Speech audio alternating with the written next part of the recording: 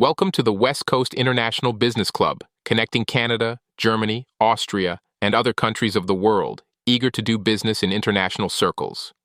So far, the club has had sessions on immigration, international real estate, trade fairs in Germany, and we are getting ready for an exciting fall.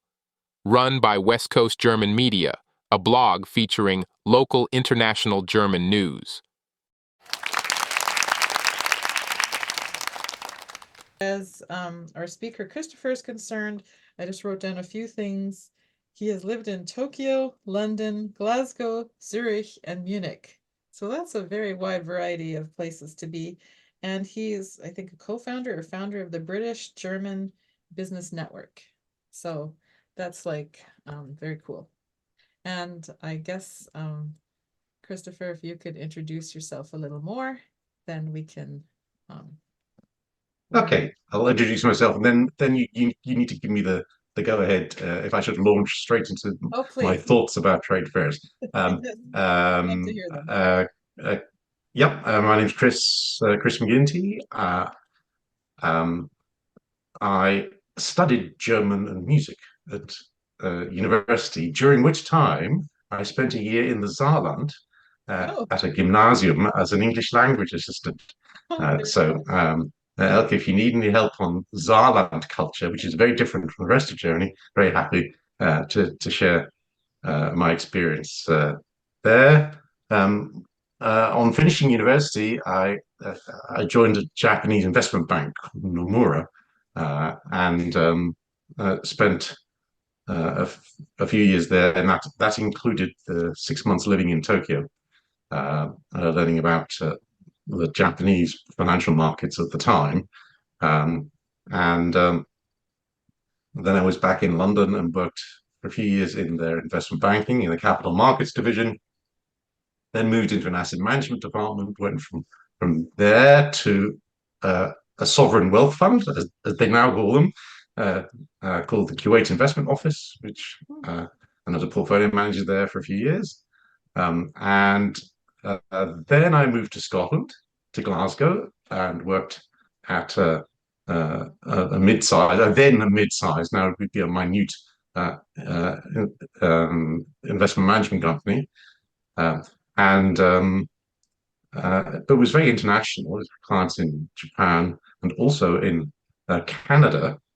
I did have to go a couple of times to Winnipeg, because I managed a portfolio for the Investors Group, which is one of the biggest companies in Winnipeg. So for a few years, I managed the Investors Group International Bond Fund. And then I did have some other meetings in Toronto, in Montreal, on Victoria Island, a trustees meeting there, which was great fun. But that's a long time ago.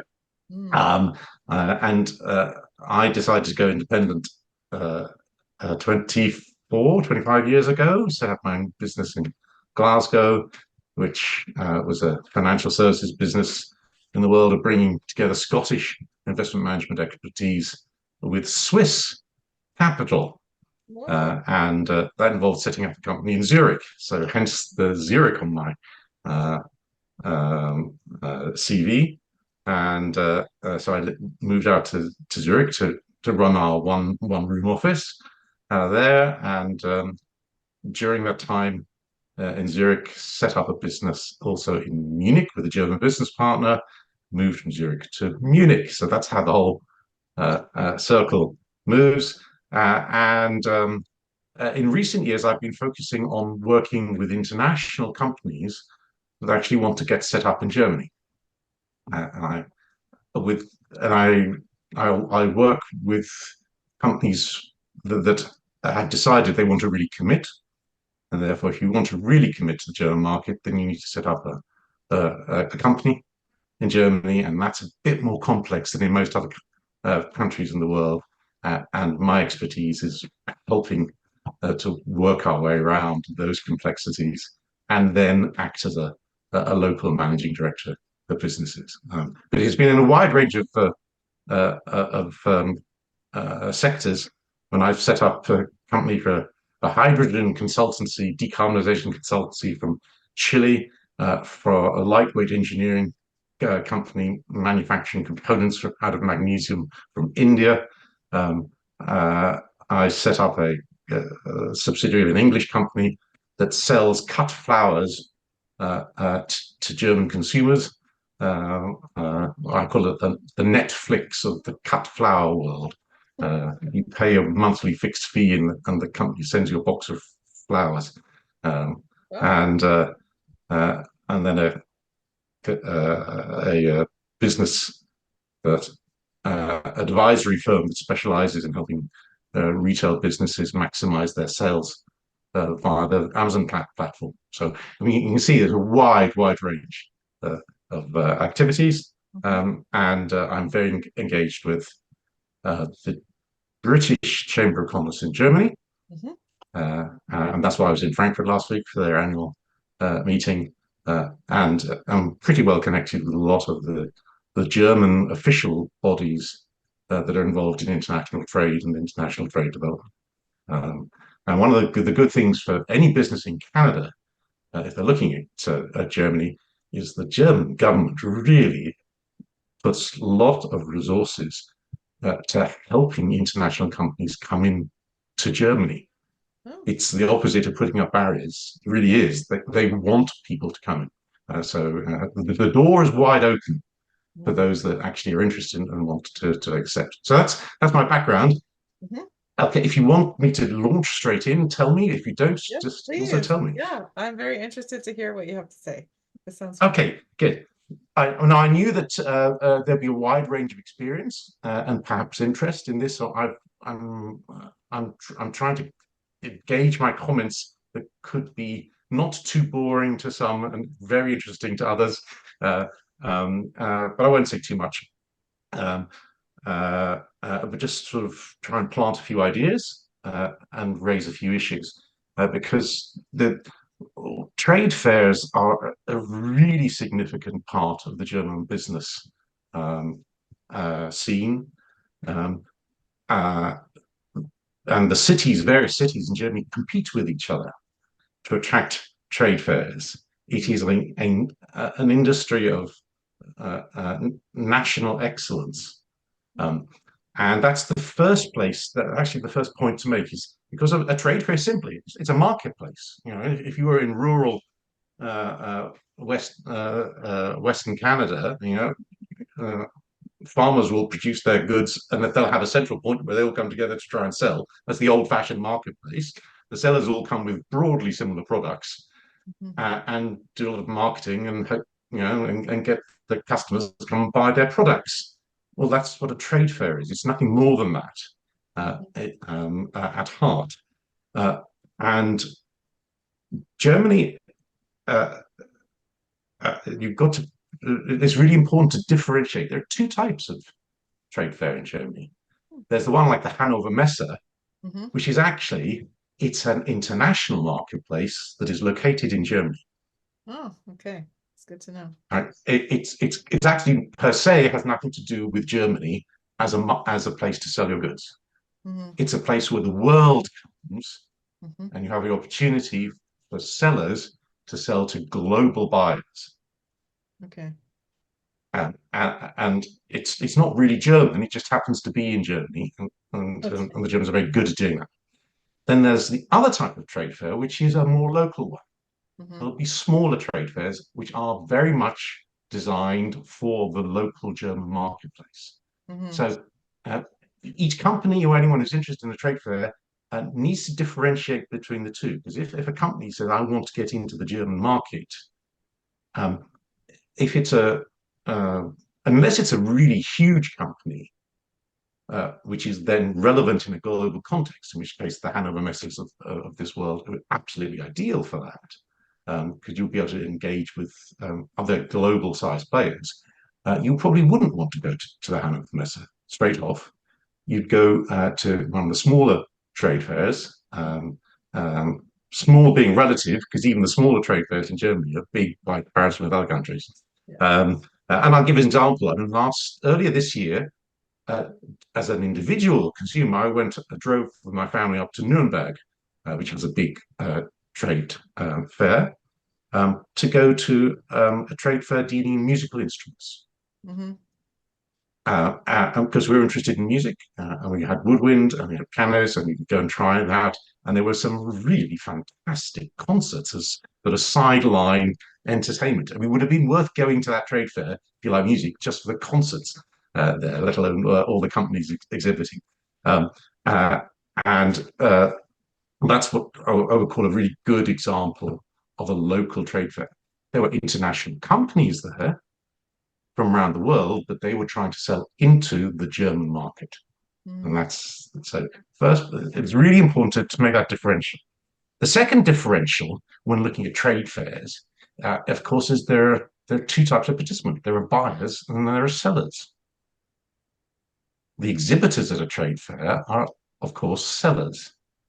And if you're a buyer and you want to come into Germany, I mean, you don't really have to do anything other than register, and then you'll be bombarded with requests to come and visit and have an appointment. So that's nice and easy. The complexity comes with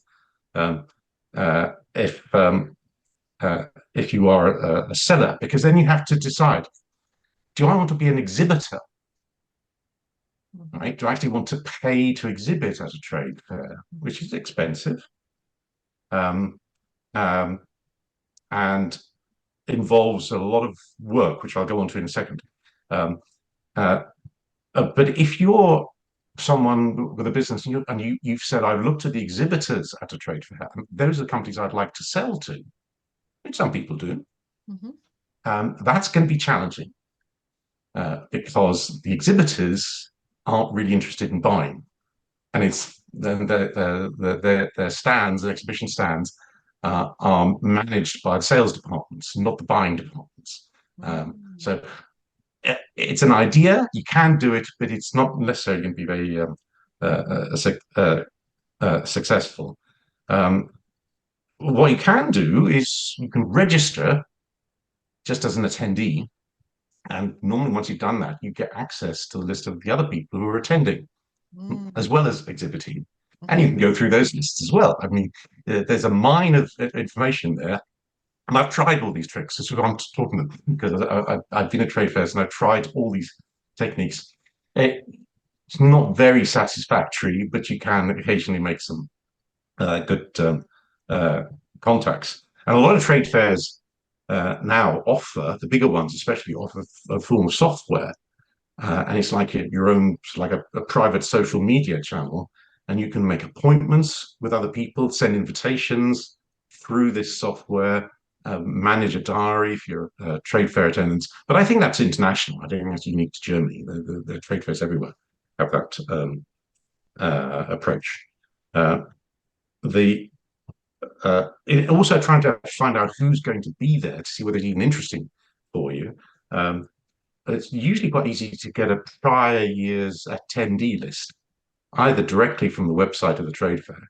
And if not that, there are lots and lots of companies out there who will sell you for a reasonable price a list of the attendees in previous years. The danger is once you get on onto an email list of some of these companies, you are bombarded with emails trying to sell you attendee lists from all sorts of trade fairs everywhere.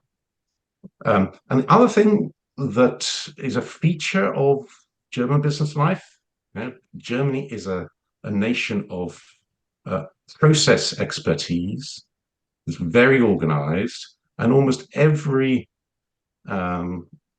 sector, economic sector, will have a trade association. You'll have a trade association specializing in all sorts of niche areas, and they are often present at trade fairs. And you can get lists of their members just by going to their websites.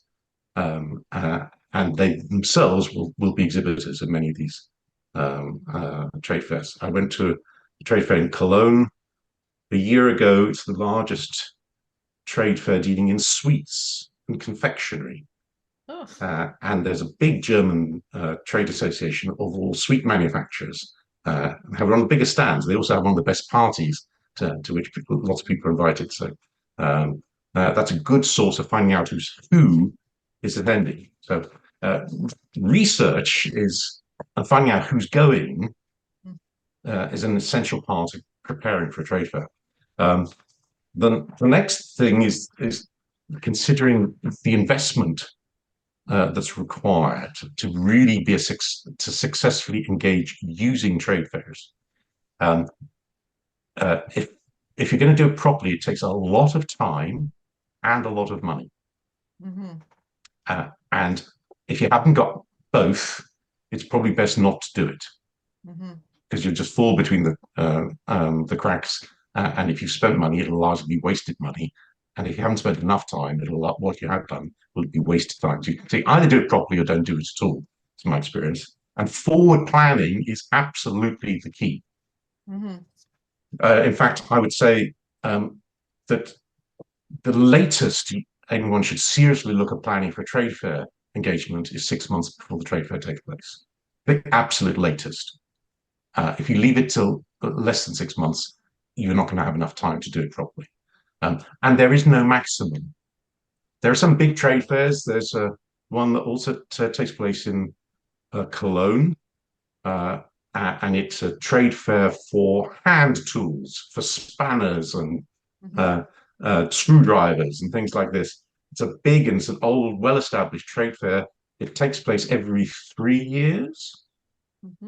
And once that particular year is finished, the planning for the next one starts immediately. Wow.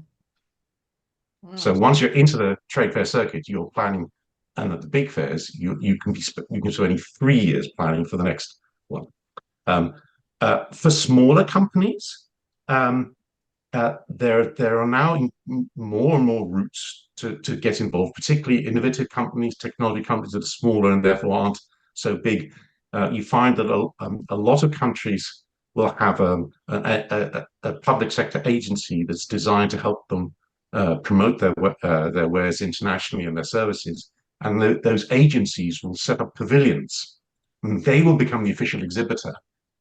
And you can come in under their umbrella, and they'll do co-marketing and provide the space. So really, all you have to do as a small company is turn up, as well as doing your potential client contact in advance.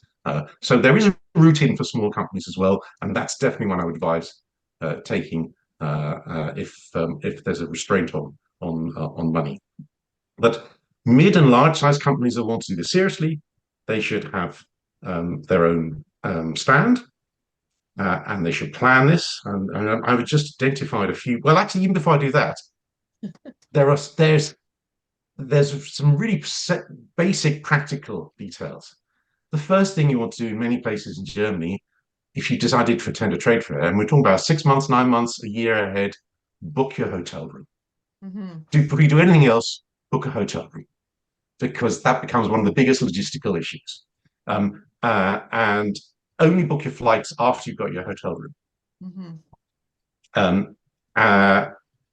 And be prepared for price shock, because there's this tradition in Germany that there's the regular price for a hotel and there's the trade fair price.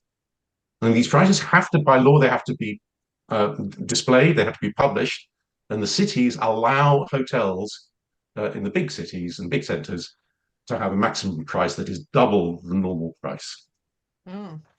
Wow. So it's not necessarily going to be double, but they can charge double by law because there's a degree of price control. But practically, if you decided to go book your hotel first and then get your flights, and don't leave it too late also to book restaurants, because large numbers of people will descend on cities, and the restaurants can't really cope. And so get your reservations in. So this is practical stuff, because attending trade fairs, and particularly exhibiting trade fairs, is exhausting work. The last thing you want to do is finish a day and not be able to find a restaurant just to grab something basic to eat. Okay, that's purely practical.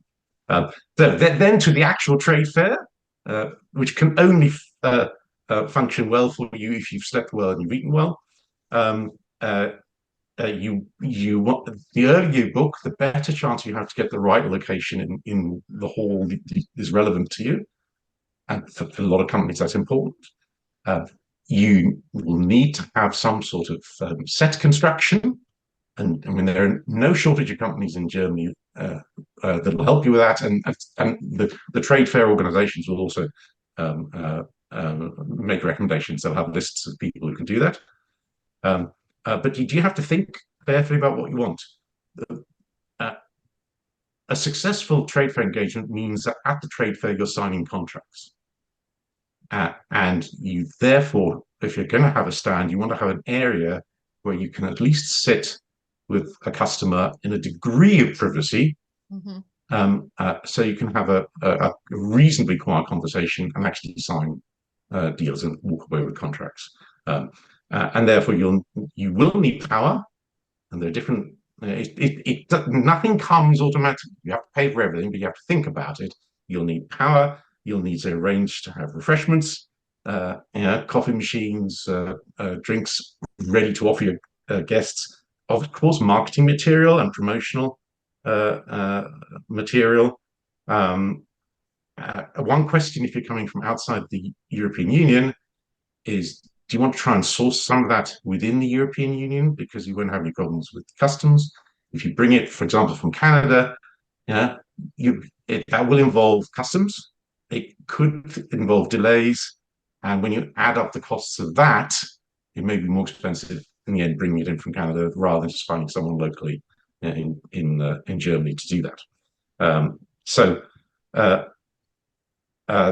Those are sort of a few practical points that as an exhibitor should be aware of. And then actually the most important thing, which is preparation. And that's it. And this is really geared principally to those companies that are looking to find German business partners, German customers. The getting a relationship and getting someone to come along and meet you actually has to be prepared. You actually need to be identifying who you want to talk to a year in advance. You need to start building a relationship with those companies a year in advance. And you can do that very effectively with using this technology. Video calls. Businesses are so much more open now to having initial meetings via video calls, getting information, and then you can build yourself. You can be preparing a transaction with someone, and so that when you get to the trade fair, someone will be coming up, a company will be coming along to close the deal, and that will often involve being convinced on a personal level that this is a good business partner. So they won't say they're going to close the deal. They want to come along and meet you, shake hands, sit and have a cup of coffee, and then they may well decide on the spot, okay, come, let's do it. Here's a feature I've experienced in Germany. Even if you're talking with, well, particularly, I suppose, if you're talking with mid-sized companies or smaller companies, you may be building a really good relationship with the buying counterparty. And that counterparty may well be convinced, but the final decision taker will be the owner of the company. It's a Mittelstand company, and the final decisions are always taken by the owner. And so the job is to persuade your counterparty you've been working with to bring the owner to meet you, so the owner can say, yep, that's it, and we'll sign the deal. And then you can sign the deal. But I'm, as a commercially driven person, I think that should be the objective of a company that's exhibiting at a trade fair, is to actually come away with deals and business to make the whole thing worthwhile and start a long-term journey. Now, the getting through to the right people in Germany, even if you've well, first of all, you need to identify who your target market is. And that doesn't matter whether it's Germany or the US or Canada or whatever, that's the same. Who you're trying to get through, and do you need help identifying who you need to get to? And in Germany, once you've gone away from the big global companies, it is not taken for granted, or selbstverständlich, which is a really good word, that everyone you are trying to speak to speaks English. Okay. So you really do need, in my experience, a German speaker, and it helps a great deal if you have someone who knows Germany and knows the local market. It can be done from a distance with people who've got a little bit of knowledge of both. From the language point of view, it's better to have a fluent speaker. If you don't have that, there are some specialist service providers in Germany that will offer that as a service. And I think is well worth doing. And it's a lot of work. It's hard graft. You've got to phone up lots of companies, find actually who the right person is to speak to, persuade them to even engage in a conversation then with the company. Happily, the people that offer this as a specialist service combine doing what they sell as a headline service of market research with early stage marketing and client acquisition. So that is why it takes time, because it'll take 6 months of doing that before you get to the point of being able to say, okay, we've established who our target market is. We've established names and companies of people we want to talk to. We've already started talking to them. They are interested in coming, and they're interested in engaging with us. But they're also inevitably dealing with lots of established suppliers that they've been dealing with for years. And there are lots of other companies trying to do the same thing. And from 6 months before the trade fair, they are already putting appointments in the diary. And that's when you've got to be ready to make your appointments in the diary. If you get to 3 months before trade fair, all the serious buyers, their diaries will be full. So after 3 months beforehand, it's extremely unlikely that you get an appointment. Even if a company wants to meet you, they'd say, I'm really sorry. It's really interesting what you've got to say, but my diary is full. And that's it. So you have to then get ready for the next one. So just a few ideas, practical ideas, understand what's going on. The Hannover Messe I know is a big theme at the moment, and it's a fantastic trade fair. Although I haven't attended it, it really has global reach, and people come from everywhere in the world. So if you're a global company, or if you're a smaller company with a globally unique product or service, then Hannover is a great place to go. Bear in mind, and I've experienced this with one trade fair in Munich, with this engineering company that exhibited once. We got an email out of the blue from the Ministry of Economics in one of the German Länder. The senior civil servant, the head of the economics ministry, said, can I come along and visit your stand? Because what the trade fair does is it sends out information to politicians, to civil servants, etc., and they do look through. And if a particular company or its product catches their eye, they will ask the trade fair to arrange an appointment. So that can come out of the blue, and that can have a great impact on a company's prospects. And for things like that, that's why it's really important to have a high quality camera there, so you get a photograph of that person visiting your stall, and you can post it on social media, because that really enhances the credibility of the company and its product. So trade fair setting, using trade fairs in your business has become an extremely sophisticated sales and marketing tool. Germany itself as a country dominates with its various locations in the international space for global companies. And trading German companies that use trade fairs themselves, they know how to maximize the time on their investment. They've worked out how to do it. They use trade fairs to be as efficient as possible in arranging meetings with potential suppliers. They're always open to new ideas, but you've got to convince them long before the trade fair takes place, and grab their attention and a slot in their diary. Because one thing you can absolutely rely on, in my experience in the German-speaking world, it's the same, definitely the same in Switzerland as well as in Germany. I don't know any serious company that will agree to an appointment if they're not seriously interested. if they're not interested, they won't waste their time saying, I'll meet you. They don't do that. So if you get an appointment, they're serious. Okay. And the other thing to remember again in German meetings, if you turn up, if you've got someone who's coming as a potential buyer for your product, they will have done their research on you for that meeting. They'll have done a lot of research. They'll know your company from all the public information available. They'll know your product from all the public information available and what you've sent in private correspondence in advance. And most importantly, they will expect that you have done the same the other way around.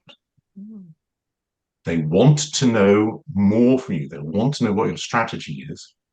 And some German companies, quite a few German companies, are only really comfortable dealing with an international company if they have a presence in Germany. Hmm. But if you've got something that's really unique, Mhm. globally unique, then that rule goes. They say, if we want that, that's interesting. Doesn't matter that that company is based in Timbuktu or in Vancouver or in South Africa. If you've got something that's really special that'll help them with their business, then they'll waive that rule. But if it's something where there are other people with similar products, and if they've got a business, if they've set up a subsidiary in Germany to handle their marketing and sales, that gives them a great advantage. Hmm. It's just a comfort factor. So that's it. My only advice to Canadian companies or international companies that want to succeed is look at Germany, watch, learn, adapt how the German companies do it, and copy because it works. You don't have to reinvent the wheel; just copy it, do what they do, and you've got a great chance of success. I hope that speaks of what the participants here are looking at. I've tried to be not just general, but a little bit specific. I'm very, very happy, of course, to answer any questions that may have been prompted. Okay, so I think I will stop the recording